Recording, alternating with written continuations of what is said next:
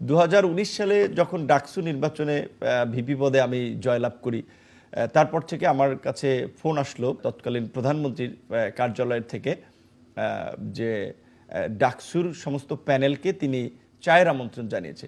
আমরা 2 দিন সময় নিয়েছিলাম যে যাব কি যাব না।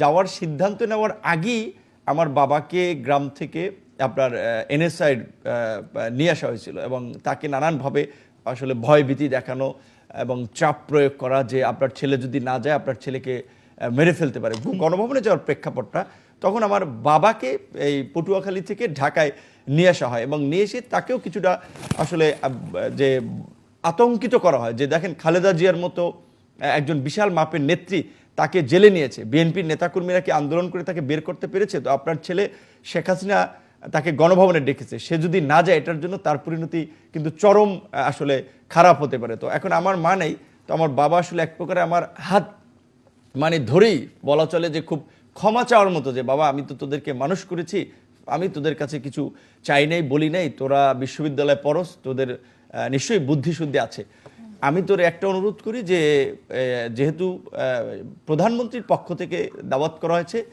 গণভবনে যাও।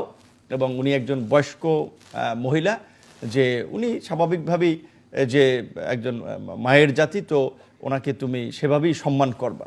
প্রকৃত অর্থে আমার অনেক ছোটোবেলায় 1.5 বছর হবে তখনই আমার মা মারা যায়, আর আমার বাবাই আমাদেরকে তখন মায়ের আদর বাবার আদর দুটো দিয়ে বড় করেছে। তখন আসলে আমি খুব একটা দায়বদ্ধতার মধ্যে পড়ে যাই যে আমার বাবার কথা বা বাবার একটা আকুতি যে আমি যেন খুব এক্সট্রিম লাইনে, এক্সট্রিম বলতে যে খুব রাজনৈতিকভাবে কোনো বক্তব্য কিংবা তর্ক বিতর্কের পর্যায়ে না যায়। দ্যাট মিনস আমার টোনটা আমাকে ডাউন করতে হচ্ছে। আসলে আমি নিজে যেটা মিন করি বা আমি নিজে যে ক্যারেক্টারের বলা চলে সেটা আমার বাবার অনুরোধের কারণে আমি কিছুটা নাটক করেছেন ওখানে, নাটক করেছেন ওখানে। না, নাটকের কিছু না, এখন আমি জাস্ট বাবার কারণে হার্ড লাইনে যেতে চাইনি।